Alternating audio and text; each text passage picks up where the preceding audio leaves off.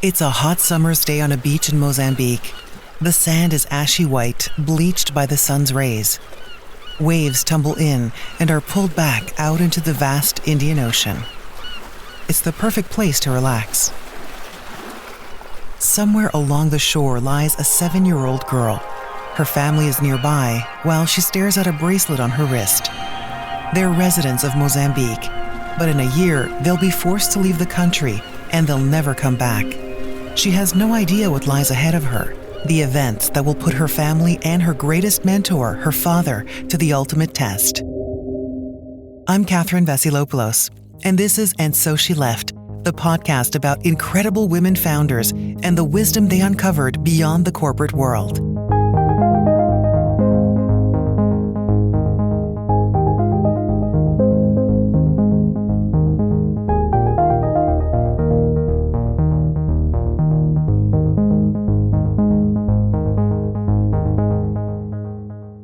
When we think about mentorship, we also need to think about the golden rule. Great mentors offer kindness in addition to industry knowledge. If you just focus on learning or teaching new skills, you're not developing a deeper relationship, which is essential to retaining those learnings. Hi, Paula. Well, hello, Catherine. That's Paula Festas. She's the young girl from the beach. Today, she's the co-founder and CEO of Huumans. A little different, spelled with 2 U's. People always love this brand name. Essentially, it's a financial services industry, cloud accounting for small businesses. Over 20 years, Paula's done just about everything you could think of in the advertising space. She's worked in companies like CBC and Global, in print, digital, broadcasting, and sales. All those positions gave her opportunities to learn how to scale companies and lead teams. Until I made a move into the small business world and startups. When she started her corporate career buying ads for clients, Paula adjusted quickly to her work environment, but making the move to sales was tougher. In her new position, Paula found herself surrounded by a certain kind of guy who had male-dominated perspectives she was forced to contend with. But Paula isn't the type to be pushed around. It was one of those things where, of course, they think, oh, how can you sell? What do you know about selling? Those types of conversations. Mm-hmm. That just fueled me. That fueled me to be better, do better, prove them wrong. And time again, that's exactly what I did. And then eventually when I got into the leadership level, where I was actually running teams of salespeople, then it was a different perspective. Then I had to deal with a lot of the, women aren't sales leaders as much as men are, and dealing with senior male CEOs on the agency side who, aren't used to having women come in and have these strategic conversations with them. So it was just, there was always that, a little bit of the male-dominated industry that at times I struggled with. I'd come home and I'd be upset and sometimes I'd even cry because there are comments that were made, things like that. But again, all those things I just learned from them. Some of these sayings are a little old school, but they resonate, when they say, treat people how you want to be treated, and in my corporate career, sometimes the way I was treated was unbelievable. I just always thought, how can you treat me this way when I know you would not want to be treated that way? Being aggressive, being mean, calling people out in front of people. Why would you do that? That to me is just not the way that you probably are at home with family and friends. I had a boss who was just, I hate to say it, but he was a bully and he was narcissistic. And, it was interesting because when he hired me, one of the first conversations I had with him was, if you're looking for someone who is a yes person, is going to do exactly what you want them to do, I am not that person. Do not hire me. But if you're looking for someone who knows the landscape, understands, has opinions, will challenge you in a respectful way, then I'm the person. And he said, absolutely, that's what I'm looking for. And unfortunately, that was not the case. And so I remember one time we had a preparation meeting for a forecast for the upcoming year. And I was working with 3 different teams because I led the whole revenue organization. And we worked so hard in putting together our thoughts on what the forecast was going to be for the year. And we barely got started in the meeting, and we had the first person talk about their division, and he just stopped the conversation, looks at me in front of 6 other senior leaders and said, "This is BS. This is not good enough. Why, just really reaming me out on the whole thing. Why are you guys doing forecasts that will not allow us to be profitable as much as we want to?" Like, just different things like that, and just kept going and going and going and going. And it just was uncomfortable for me, but uncomfortable for everybody else in the room, right? Because how do they react to that?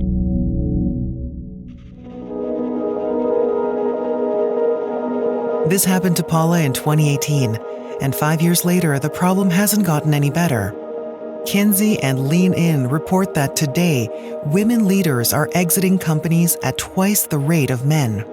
But did you also have opportunities to have mentorship come along the way? Were there people that you remember fondly?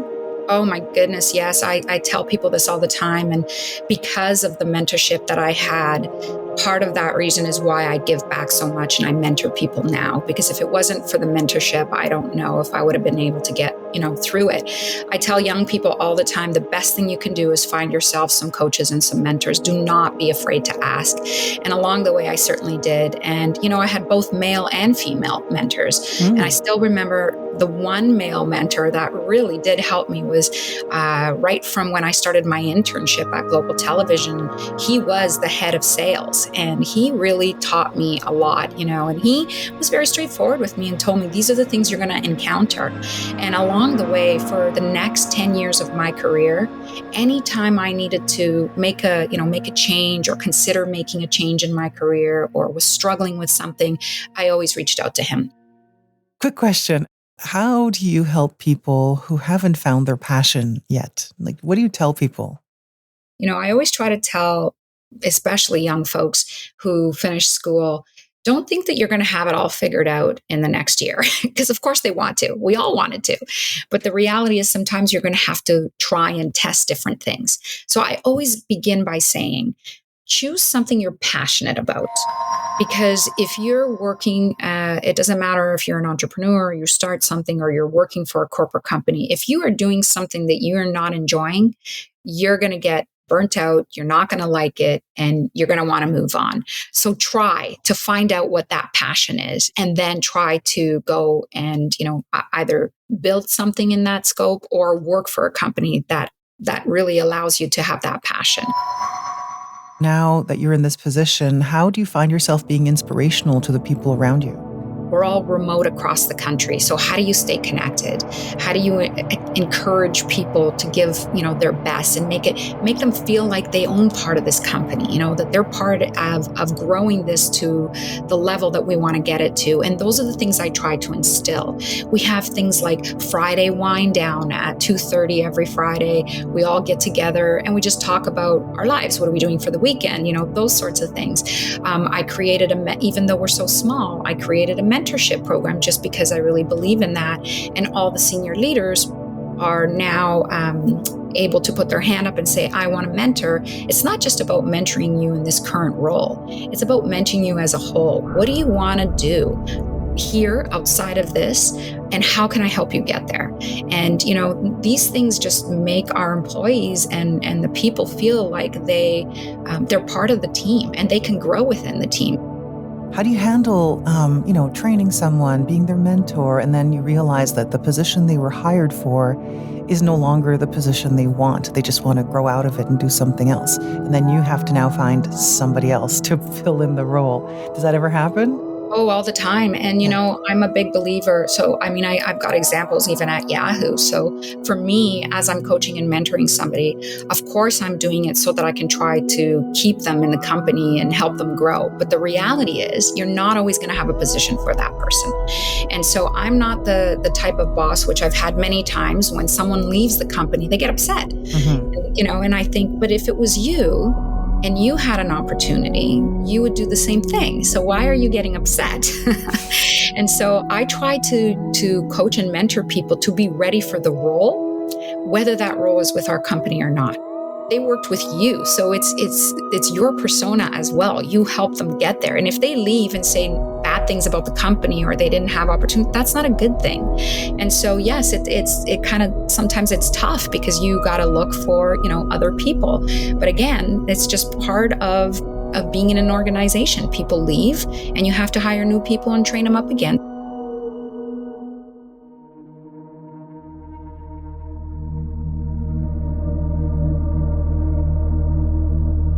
Paula's clearly a gifted leader.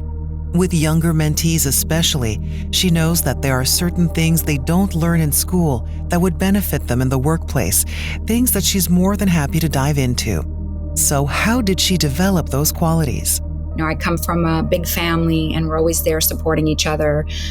We went through a lot, coming into this country as immigrants. So that support piece for me has always been ingrained in me. Along the way, I always coached people. I always helped people. And when I got into a people leader role, my first management role, I decided to take a lot of different leadership courses and management courses. And over the years, I've done so many. People ask me all the time, which one should I take? What book should I read? And the truth is, you should create your own. And so I always did leadership courses, read a lot of books, took a little bit of everything and made it my own. And because I am different than the person who wrote the book or person who did the course. And so I just really wanted to be the best people leader that I could be. Tell me, let's go back. You said something about your family and how you arrived here as immigrants. Can you share more about your background as a child and what your journey was there? Absolutely. Yeah. My childhood it's pretty crazy, actually. So my parents are both Portuguese from Portugal, but my dad, when he was probably 18 or so, back then, obviously, you were in the army. And so Portugal had two different colonies that they would send their army troops to. And one of them was Mozambique. So my father was sent to Mozambique. And so he did I think it was 4 years. And at the end of the 4 years, he decided to stay there and build a life and a business. And this was his first entry point into entrepreneurship, as a matter of fact. My parents lived in Mozambique for over 20 years. There's 4 of us. 3 of us were born there. 1 of us was conceived there, as a matter of fact. My dad owned a lot of businesses in Mozambique, and we mostly lived in the jungle. We had a big house in the jungle, and it was very different. The stories that my dad still tells us and things that I remember, snakes and, all these sorts of things that no one in North America would ever experience. Do you remember watching your dad operate the businesses? Like, what did you take away from that? Oh, I did. My dad I take after my dad, very much a people person, very much about helping others. And, he had different businesses. And one of the businesses was a factory, and he had a lot of employees, and they were always at our house.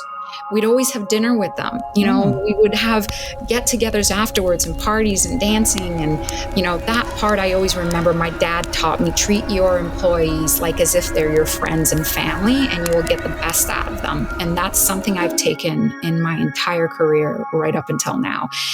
So that's one of the things I learned from my dad.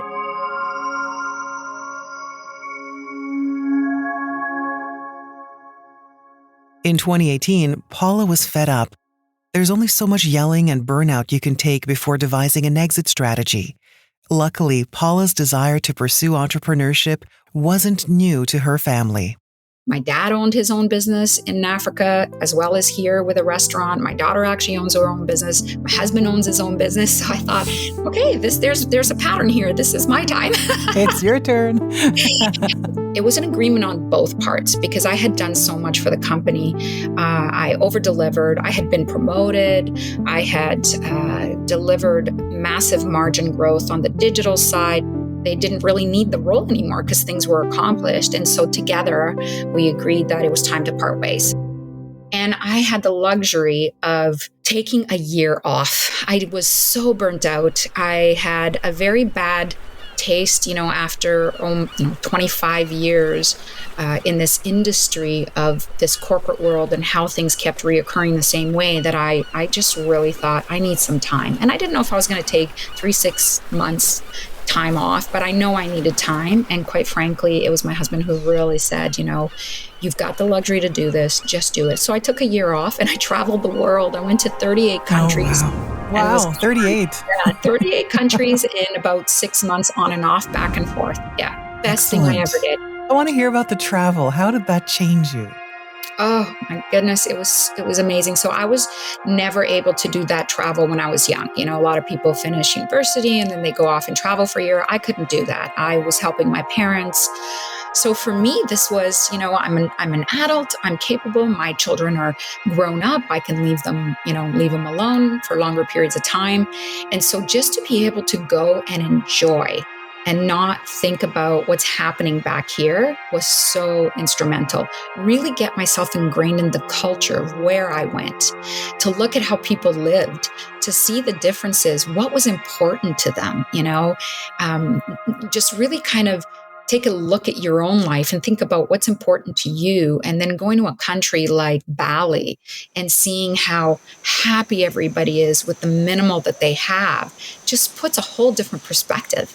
And for me, it really changed. And, I had a big pivotal moment, not only on I'm not going back to the corporate world, but also just as myself. I used to say, I'm never going to retire. I'm going to run a company until I'm 75. Mm-hmm. And after that year, I completely changed my mind. And I said, that is not what I want to do. I don't want to do that. I want to be able to get to a point where I can retire when I'm ready to retire so I can enjoy my life before I get to a point where I can't do the things I want to do.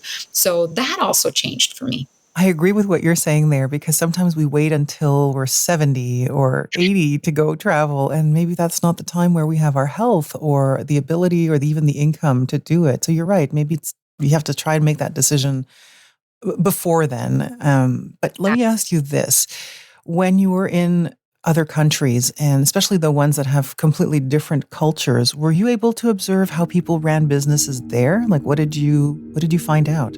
Yeah, absolutely. Not so much in the corporate world. Depends on where you are. When we were in like Switzerland, people there really focus on life balance. Women have longer time to have mat leaves, like those sorts of things. So there are some countries like that do a much better job of work-life balance and things like that. But a lot of them still had the same issues. If I'm speaking to a woman who's in a company that's male led, they're dealing with the same things. It's global. It's not just in North America. But what I also noticed was more in the small business. If I was in a country and I went into a retail store or a restaurant, it's just having these conversations with them. They built this business because they were passionate about it, not because they wanted to make money, and not because they had a love for what I do today, the accountancy side or the bookkeeping. It's because they loved what they did.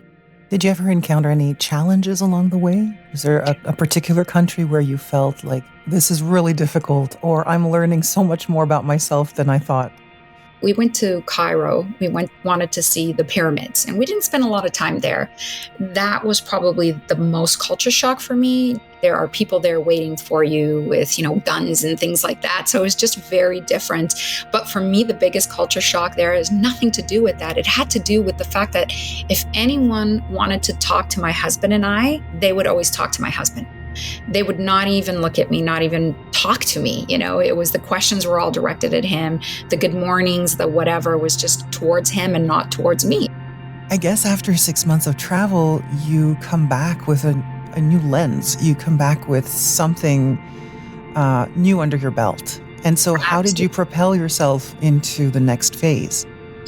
Yeah, even just when I was away, I would talk things through with my husband and I would say, I'm thinking about this or I'm thinking about that. What do you think? Because, obviously having the support of your partner is really important. And, he always said to me, I think it doesn't matter what you want to do. You'll put your mind to it and you'll succeed at it. And so, I started having different conversations with people around startups. And then I'd have a few conversations with a few startups and realize that this is what I wanted to do, because I had learned so much in my 25 years across all gamuts of the business that I thought I have so much to offer for a small business, for a startup. I want to help them understand, figure out their strategy, their go-to-market plan. Do they want to expand into other countries? All of that. I felt like I really loved it. And so that was pivotal for me. So what's the differentiator between Huumans and other startups? If you ask Paula, she'll tell you that it's the vision of where she sees her team going. that the way she sees herself solving problems is just as important as the solutions her company offers. We have a vision and we know what we want, which is great. To me, going into a startup, that is instrumental. Always think about what you want that end game to be and then work it backwards.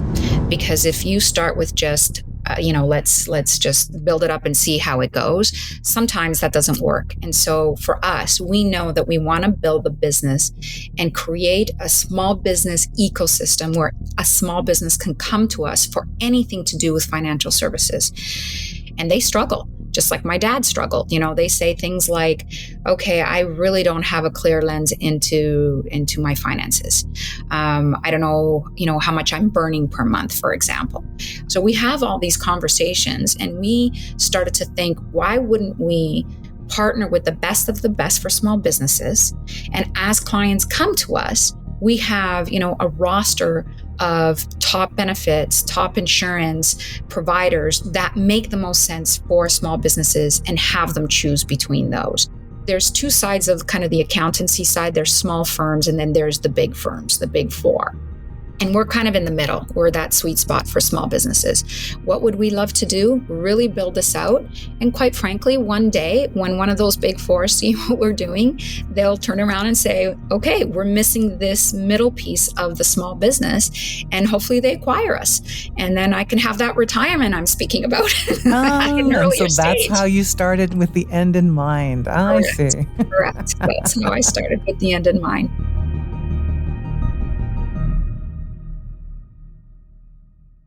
Now, we could have ended the show right here, but I felt that there was one more piece of the puzzle to uncover. I wanted to know more about Mozambique. When I pressed her, Paula shared some beautiful memories, some not so beautiful memories, and some experiences that were a little tough to listen to. People probably don't know this, but in Mozambique, they have beautiful beaches.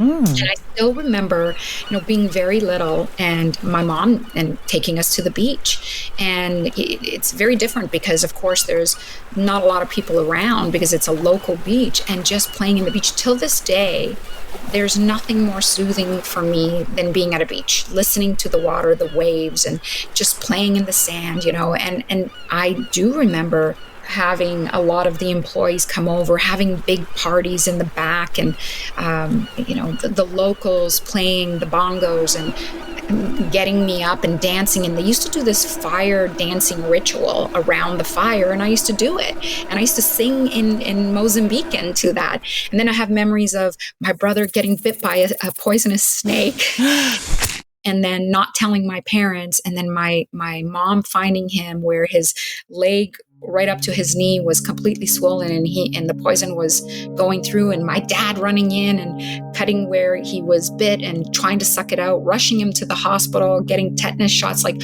almost dying. So, there's like these two sides of these memories, but these are things that when I tell people, they almost don't believe it because it sounds so unreal. But, again, those are all memories that make me who I am today, the good and the bad. That's right. Did you ever go back there as part of your travels? Unfortunately, no. In 1975, when we came to Canada, part of the reason we came to Canada was because the Independency War broke out. So what they wanted to do is they wanted to take all the entrepreneurs who came from other countries and really just send them back. And unfortunately, it was not a positive experience. So my dad was very well off. He had a lot of businesses. And so they actually came, this is such a tough story, more for my dad, because obviously I grew up here, but my mom and dad. So they came to our house in the middle of the night, the militia and all that, and they basically shot down everything in the house, grabbed my mom and my two siblings and I, no birth certificate, no clothes, just our passports, and they sent us back to Portugal. And they actually took my dad as a hostage. They put him in jail, basically, because they wanted to learn his trade before sending him away. Unfortunately, a lot of my dad's friends who also own businesses never even made it back. And so here we are in Portugal, mom, pregnant, 3 little kids, and we don't know what's happening with my dad. And it took him almost about 7 months to escape. And we actually thought he was gone. And so he showed up in Portugal 7 months later. And I still remember I was daddy's girl. He came and he took my 7 favorite bracelets that I had. And I woke up to him putting them on my wrist in Portugal. And it was just unbelievable.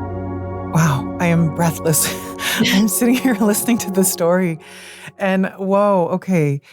And I'm happy that there was a good outcome at the end. And I love the story with the bracelets because that made me cry.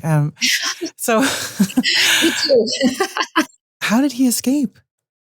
He was so lucky because a lot of his employees loved my dad. So it's funny because it's full circle. It comes back to the comment where my dad taught me, always treat your employees like family and friends. And it was his employees, a few of them, who helped him escape. They broke him out of jail. They pretty much did. And it sounds crazy, but it was a war back then, right? It was 1975. This was like not a fun time. It's like what you see in the movies. And two of them kind of helped him escape. And one of them actually got caught and he was, thrown in jail and whatnot. But they helped my dad escape. So again, if he didn't treat those employees that way and make them feel like family, he wouldn't have survived that. So these are the things that I live by and really try to ingrain in any business and any team that I ever work with. And it was amazing because, they helped him escape. My dad passed away 2 years ago, so he just is always with me. And, even when he got here, he after everything he went through, he didn't give up. And eventually he opened up his own business here. He opened up a Portuguese restaurant. And, the recession hit. There was no cloud accounting and MacBooks, and he tried to do all the finances himself. And you know what? He lost his restaurant. We lost our home when I was 18 years old and about ready to go to university, but he still never gave up, and this is that other piece I take from my dad. It's okay. Don't give up. Keep going. Look at all the things he's lived through, and he still kept going. And so I take that with me, until the day I'm gone. And I try to instill that in my kids and my family and anyone that I work with as well. Thank you so much to Paula Festas. You can learn more about Huumans through the link in the episode description. If you like the show, please rate, review, and subscribe to And So She Left wherever you listen. Your feedback helps us to better serve current listeners and reach new ones. You can also fill out our quick feedback form. It's just 5 questions long, and your response helps us to make the show that you want to hear. And So She Left is made by Cansulta and Ethan Lee. We'll be back next Wednesday with a new episode. Our music is by Chris Zabriskie, edited for your enjoyment. You can find a list of all the songs you heard here in the episode notes. I'm Catherine Vasilopoulos, and thanks for listening.